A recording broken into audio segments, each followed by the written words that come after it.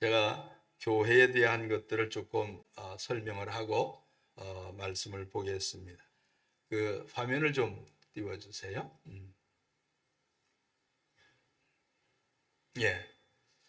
혹 섬기는 일이면 섬기는 일로, 혹 가르치는 자면 가르치는 일로, 혹 위로하는 자면 위로하는 일로, 구제하는 자는 성실함으로, 다스리는 자는 부지런함으로, 긍휼을 베푸는 자는 즐거움으로 할 것이니라. 그런데 이렇게 해야 할 일들, 일꾼들이 해야 할 일거리들이 많이 있습니다.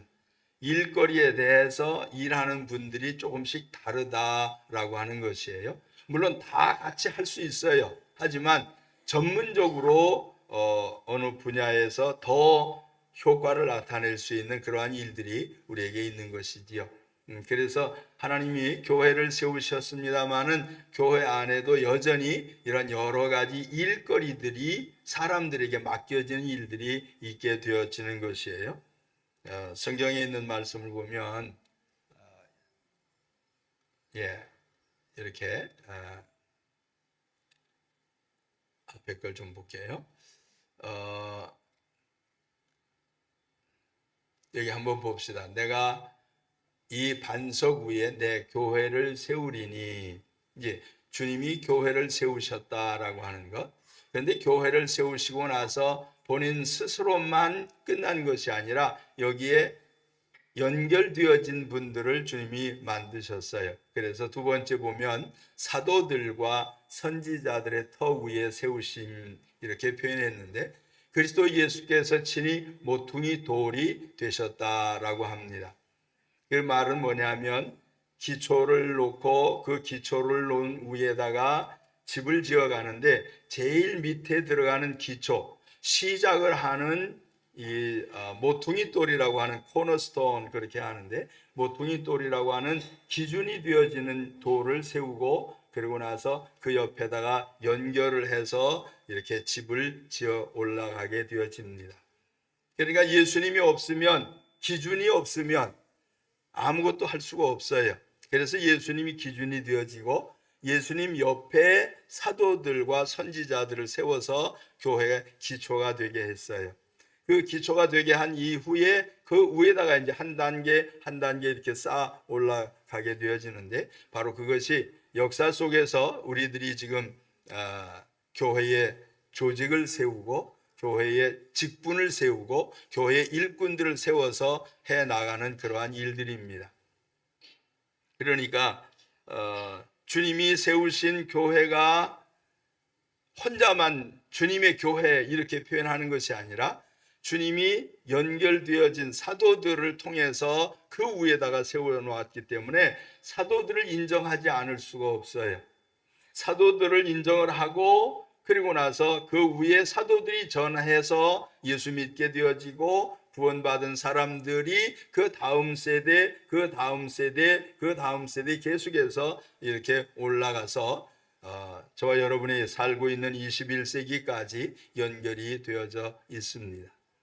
그러니까 이렇게 교회가 예수님만 얘기하는 것이 아니라 예수님과 연결되어졌던 수제자들, 그 사도들, 그리고 그 사도들과 연결되어져 있는 그 다음 세대들, 또 다음 세대들, 이렇게 연결이 되어져서 오늘날 교회라고 하는 것이 형성이 되어졌습니다마는, 이제 예수님하고 가까이 있으면 아주 잘못될 일이 별로 없을 텐데 너무 오랜 세월이 지나서 너무 많은 시간 그리고 많은 나라와 풍습을 지나오면서 좀 많이 변해져 있는 것을 우리가 알 수가 있어요.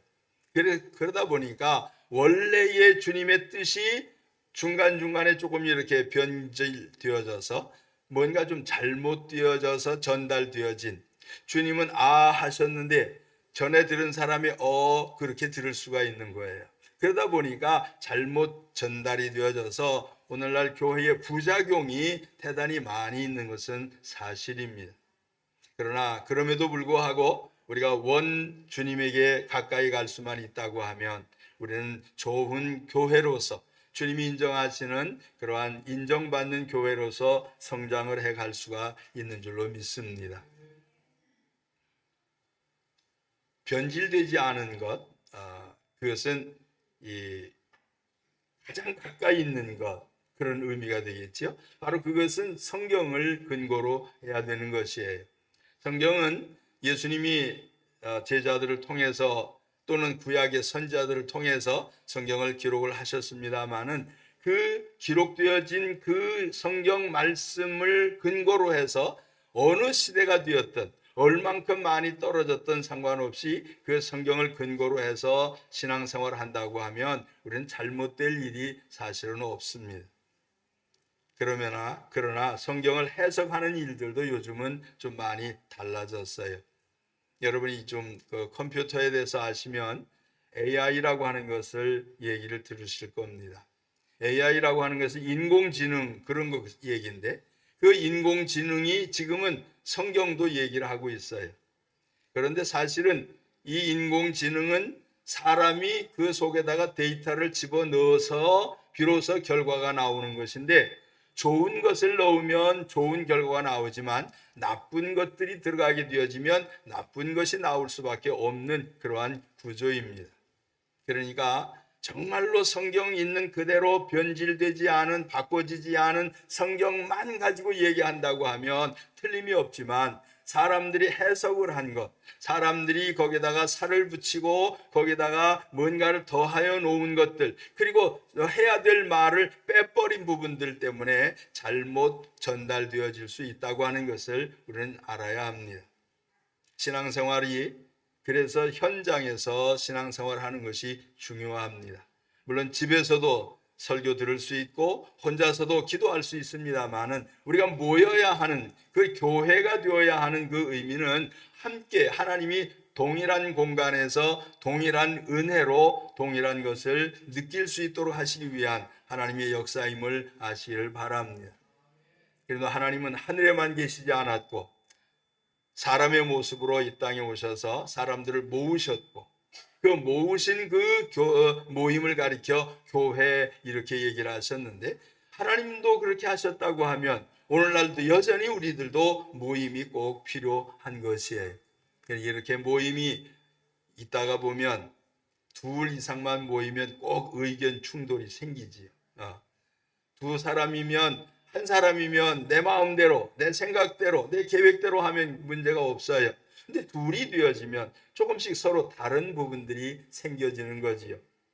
부부가 처음에는 결혼하기 전에는 그대 없이는 못 살아 그러면서 결혼을 해가지고 조금 지나고 나면 그대 때문에 못 살아 그러면서 싸움이 생겨지는 것은 서로 다른 생각들 때문에 그래요. 서로 알고 있는 것이 다르고 느끼는 것이 조금 다르고 그러한 것들 때문에 서로 의견 충돌이 되어져서 이렇게 문제가 생겨질 수가 있는 것이지요. 그래서 둘 이상만 모이면 질서를 잡아야 돼요. 그래서 부부들이 결혼하고 난 다음에 주도권 다툼을 한답니다. 근데 사실은 주도권도 서로 양보하면서 가면 좋은 결과를 얻을 수 있는데 완전하게 굴복을 시키겠다라고 하면 이건 있을 수가 없는 일이거든요. 어쨌거나 교회는 한 사람의 모임이 아니고 두 사람만 되는 것도 아니고 10사람, 20사람, 100사람 막 늘어나야 되는 이러한 곳에 질서가 없으면 아무것도 일어날 수가 없어요. 반드시 깨지고 싸움이 생기고 그런 것인데 질서가 꼭 필요한 것이에요. 그래서 하나님이 교회를 세우시고 교회의 질서를 위하여 하는 일들에 따라서 거기에 맞는 일꾼들을 세워서 질서를 세워 놓으셨습니다. 다른 말로 질서 또는 규칙 또 다른 말로는 권위 그런 말을 쓰고 있습니다. 하나님이 위에서부터 이렇게 내려오시고 사람은 밑에서부터 이렇게 올라가야 되는데 이게 순서가 바뀌게 되어지면 골치 아픈 일이 벌어지는 거예요. 교회도 그래서 이렇게 교회의 직분을 세우게 되어지는데 쉬운 것으로 얘기를 하면 그것이에요. 처음에 교회가 세워질 때는 어떻게 되어지냐면 하나님이 특별한 은혜를 받은 사람들, 특별한 감동을 받은 사람들이 누군가에게 예수님을 증거하고 예수님을 전달하고 그래서 같은 사람을 만드는 것. 두 사람 이상, 세 사람 이상 모여지게 되면 같이 모이겠다라고 하는 마음이 생길 때 여기에 이제 교회라고 하는 것이 시작이 되어집니다. 이렇게 세워진 교회들이 자기들만 움직이는 것이 아니라 또 다른 교회들하고도 연결이 되어져야 되니까 여기에 조직들이 좀 있어서 이번에는 당신이 좀 대표하시오, 뭐 이렇게 우리를 대신해서 좀 가서 일하시오, 이렇게 서로에게 연결이 필요했던 것이에요. 그래서 교회의 조직이 필요한 것입니다. 근데 조직이 꼭 군대 같은 조직이면 얼마나 좋겠어요? 군대에서는 명령 내리면 죽어 그러면 죽는 신용도 하잖아요. 근데 교회는 안 그래요. 꼭 뭐라 그래. 꼭 뭐라 그래. 너만 뭐 이런 거지요. 그것은 안 돼요.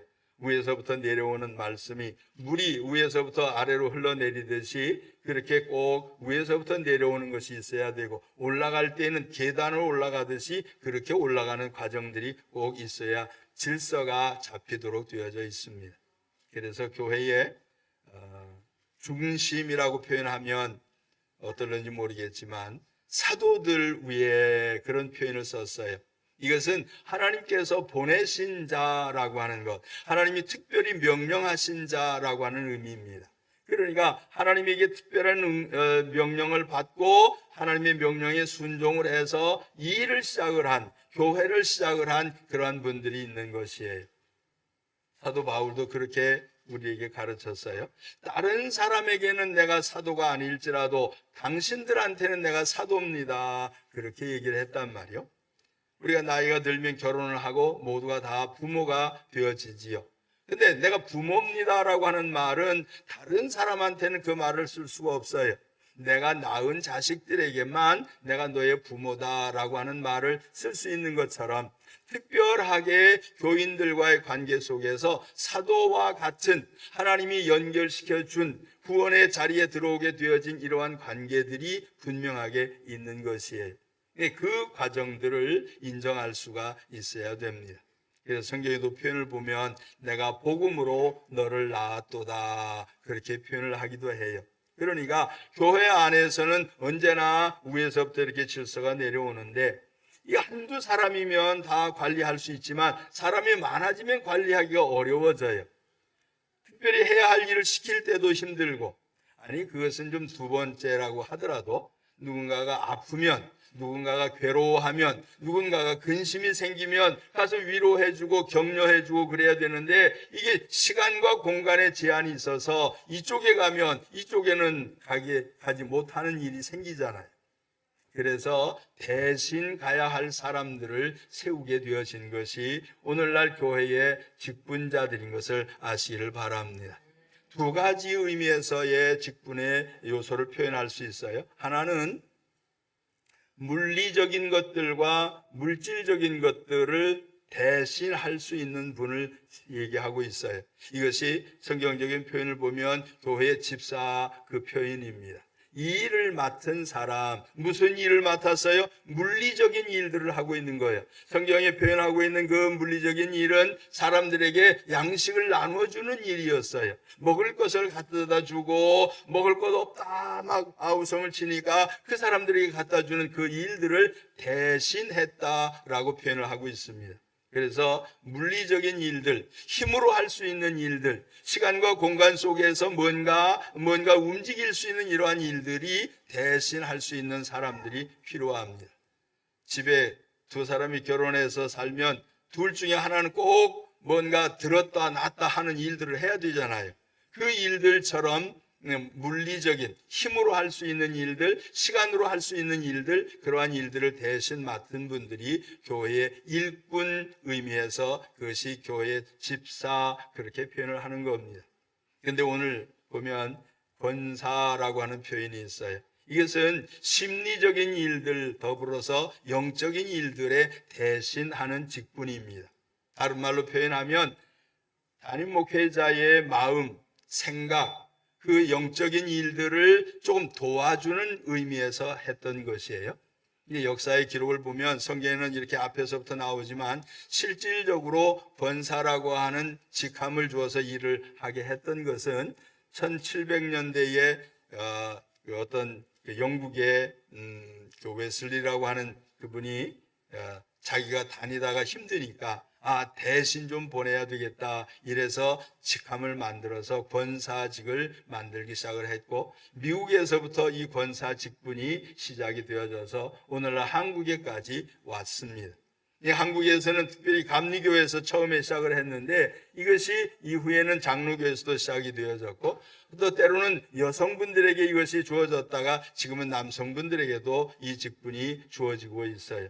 이것은 뭘 의미하느냐 하면 일할 사람이 필요할 때, 일꾼이 필요할 때에 대신해 줄 사람들을 선택을 하는데 남녀 구분이 없다 그 말이에요. 아멘. 아멘. 그래서 우리 교회에서도 이제 남자 권사님을 세우려고 하고 또 여자분들도 권사를 세우는데, 그 권사의 직분은 뭐 하는 것이냐, 담임 목회자의 마음과 생각, 그 다음에 영적인 것들을 도와주는 일들이에요. 아멘.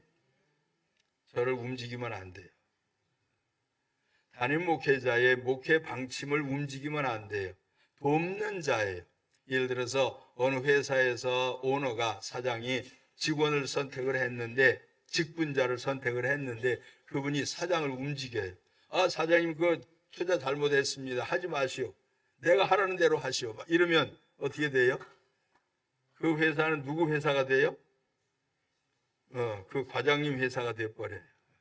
그러니까 그런 것이 되지 아니하도록 질서가 꼭 필요한 것이에요. 그래서 하나님은 로마서 13장에 보면 위에 있는 권세들에게 순종하라, 복종하라 그 말을 쓰고 있습니다. 조금 하나 보여드릴게요. 보면 하시려는 일, 세우신 자, 그 다음에 그 밑에 보면 목적, 그런 거 나오지요. 그 다음에 하나 더 제가 보겠어요.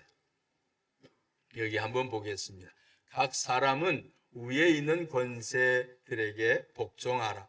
권세는 하나님으로부터 나지 않음이 없나니 모든 권세는 다 하나님께서 정하신 바라. 그러므로 권세를 거스리는 자는 하나님의 명을 거스림이니 거스리는 자는 심판을 자취하리라. 이것은 하나님이 우리에게 하신 말씀이에요. 위에 있는, 자기보다도 위에 있는 권세, 힘이 있는 분, 자격을 가진 분, 거기에다가는 언제나 순종해라. 여기 표현은 복종이라고 하는 말을 썼는데, 이 복종이라고 하는 말을 영어에서는 subject 그렇게 표현했습니다. 이 serve라고 하는 그 단어는 우리가 서브웨이 그러지요? 서브웨이가 뭐예요? 지하철 그 얘기 하잖아요. 지하철을 서브웨이라고 하는데, 그 서브라고 하는 단어가 두 개가 이렇게 합해져 있는데, 서브라고 하는 것은 어디 밑에 들어가 있다 그 뜻이에요. 위로 드러난 것이 아니고 밑에 들어가 있다고 하는 뜻입니다. 그러니까 밑에 있으면 언제든지 위에서 하자는 대로 하는 것이지, 밑에서부터 꿈틀거리면 뭐가 생기냐면 지진이 일어나는 거예요. 땅 밑에서부터 막 움직이고 그러면 지진이지요.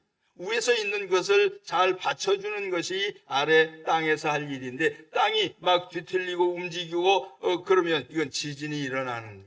마찬가지로 우리의 신앙생활은 하나님 위에서부터 내리는 하나님의 명령을 따라서 살아야 하고, 제일 기초가 되어져 있는 예수 그리스도를 중심으로 거기에서부터 올라오는 과정들을 잘 인정할 줄 아는 것이 지혜로운 것이에요. 지진을 일으키면 본인은 어떻게 됩니까? 본인은 망하게 되어지는 거지요. 지진을 일으킨 자는 망하도록 되어 있어요. 그러니까 교회가 제대로 성장하고 움직이려고 하면 순서, 질서 이것을 잘 따라가야 됩니다. 위에서부터 내려오는 것도 잘 받아야 하고, 밑에서부터 올라오는 것, 받쳐주고 있는 것도 잘 받들어야 된다고 하는 것을 분명하게 기억을 하시기를 바랍니다.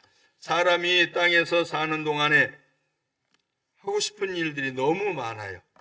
보여지는 것이 너무 많아요. 그래서 보여지는 대로 듣는 대로 하고 싶은 욕망이 생겨져서 에덴 동산에서부터 문제가 일어난 것처럼 오늘날도 우리의 삶 속에 끊임없이 이렇게 문제가 복잡하게 일어납니다. 가만히 혼자 있을 땐 잘 모르겠는데 누군가 와서 충동질을 하잖아요. 아, 그거 아니야. 아니래. 막 이러면은 사람들의 마음이 자꾸 움직여져서 잘못된 길로 빠져 들어가게 됩니다. 오늘 우리의 이러한 사실들은 기억을 하면서 주님이 세우신 교회, 예수 그리스도 그 이름 안에서, 그 이름 밑에서, 그 이름 위에서 우리의 신앙생활을 잘 해갈 수 있게 되기를 간절히 바랍니다. 주님은 폭군도 아니시고 주님은 아주 포악한 군주로서 우리를 다스리신 분이 아니라 우리를 사랑으로 다스린 분입니다. 목회자가 그 폭군이 되어서는 안 되겠지요. 그래서 저는 언제든지 여러분에게 조심스러워요. 여러분을 대할 때마다 화 안 내려고. 화 날 일이 없을까요? 조금은 있겠지요. 근데도 화 안 내려고 애를 씁니다. 왜 그래요? 그것은 문제가 더 복잡해지기 때문에 그렇습니다. 그래서 폭군으로서 주님이 이 땅에 오신 것이 아니라 희생하시고 헌신하시기 위해서 오신 것처럼 교회의 직분을 맡은 자들은 반드시 이것을 기억을 하고 있어야 됩니다. 사랑으로 해야 됩니다. 그리고 자비로운 마음으로 이 일들을 해야 됩니다. 그리고 그렇게 하려고 하면 뭔가 희생하는 마음이 있어야 되고 희생뿐만이 아니라 헌신하는 마음이 꼭 필요한 것이에요.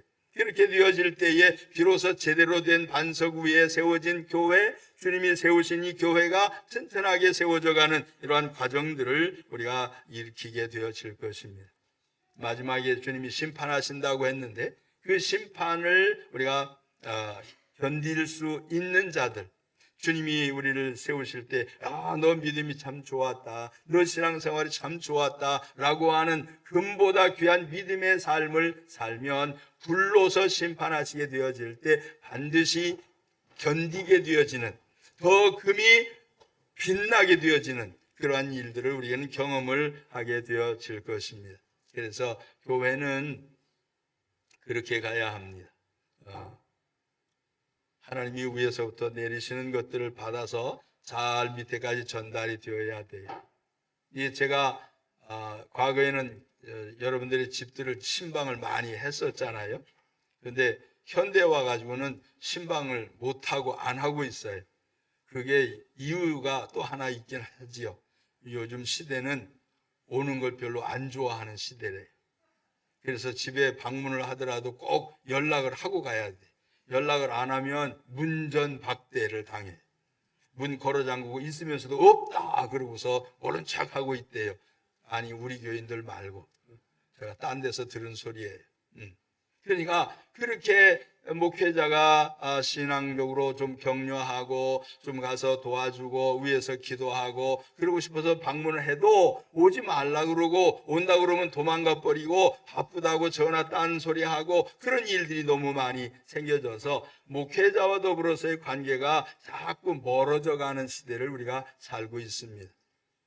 부모하고 자녀는 가까워져야 돼요. 아멘. 아멘. 근데 우리 부모하고 자녀가 자꾸 멀어지면 어떤 관계가 돼요? 남보다 더 못한 상황이 벌어지는 거죠.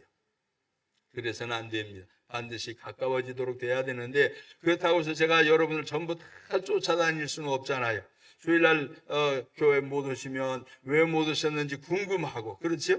궁금한데 내가 가볼 수는 없고, 근데 가까운 분이 가서 얘기를 해주고 만나고 그러면은 같이 차 한잔 하면서 얘기하고 격려하고 위에서 기도해주고 그러면 얼마나 좋아요. 바로 그러한 일들을 하시는 분들이 교회의 권사님들인 줄 아시길 바랍니다. 권사입니다라고 이름만 내세우는 것이 아니고 내가 권사가 됐다 이렇게 높아지는 교만한 마음이 아니라 섬기는 마음을 가져야 돼요. 그 교인들을 살피고 교인들의 신앙생활을 점검을 해주고 부족한 것들, 연약한 것들을 가서 도와주고 그렇게 하는 것이 권사가 해야 할 일인데, 권사라고 하는 이름만 가지고서 무슨 세상의 무슨 지위인 것처럼, 세상의 명예인 것처럼 그렇게 하는 것은 아니에요. 이것은 하나님이 우리를 교만하게 보시게 되면 문제가 더 복잡해집니다. 신앙생활 속에 겸손해지는 은혜가 있게 되기를 간절히 바랍니다. 위에 있는 권세들에게 순종하고 그 언제나 따라가야 되는 것처럼 우리가 위에서부터 내려오는 하나님의 말씀을 잘 받아서 저 말단까지 잘 연결이 되어져야 돼요. 만약에 심장에서 피가 쿵쾅쿵쾅쿵쾅 하면서 뛰고 있는데 이 피가 모세혈관까지 아주 세미한 그 끝에까지 잘 전달이 되어지면 온 몸은 건강할 것입니다. 그런데 어딘가에 막히게 되어지면 그것이 모세혈관이 아니라 실핏줄이 아니라 어디 동맥이나 경맥이나 이런 데 큰 그런 핏줄이라고 할지라도 거기가 막혀버리게 되어지면 머리도 문제가 되어지고 팔다리도 문제가 되어지고 온 몸이 문제가 복잡해지는 것이 현실이지요. 그런 것처럼 교회의 권사님들은 중간 역할을 하는 동맥과 같은 정맥과 같은 그런 역할을 하시는 분들이에요. 여기에 막히면 안 됩니다. 여기에 뭔가 찌꺼기가 끼어서 여기에 피가 왔다 갔다 잘 해야 되는데 이게 잘 소통이 안 되게 되면 나하고 연결되어져 있는 부분들, 나하고 관계되어져 있는 부분들, 내가 알고 있는 그분들에게는 큰 문제가 일어나도록 되어져 있어요. 나쁜 것을 흘려보내서도 안 되고 좋은 것이 오는데 내가 막아버려서도 안 되고 반드시 끝까지 잘 전달되어질 수 있도록 주일날은 예배하면서 우리 가까운 있는 분들 빠진 분은 어디 있나 또 오늘 못 오셔서 무슨 이유가 있는가 이런 것들을 살피고 가서 위하여 기도해주고 격려해주고 사랑으로 돌보는 이러한 일들이 교회의 권사님들이 해야 할 일인 줄 믿으시길 바랍니다. 그 일들을 잘 하시면 마지막에 잘했다 주님이 칭찬을 하실 줄로 믿습니다.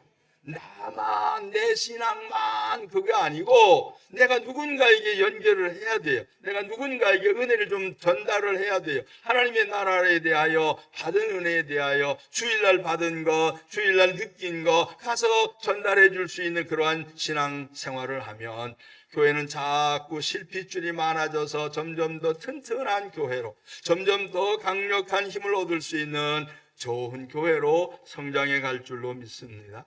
예수 좋은 교회 그 말을 쓴 것은 예수님이 좋아하시는 교회, 예수님을 좋아하는 교회. 아멘. 그 의미예요. 주님께서 이건 내 교회다, 내 좋은 교회다 이렇게 하실 수 있는 그 교회로 이름을 그렇게 한 것이에요. 그러니 저와 여러분들이 모두 다 좋은 사람들이 되기를 간절히 바랍니다. 강 목사가 뭔가 잘못하거들랑은 빨리 쫓아와서 좀 저에게 지적 좀 해주세요. 그러면 저도 빨리 고치겠어요. 아멘? 아멘은 안 하시네.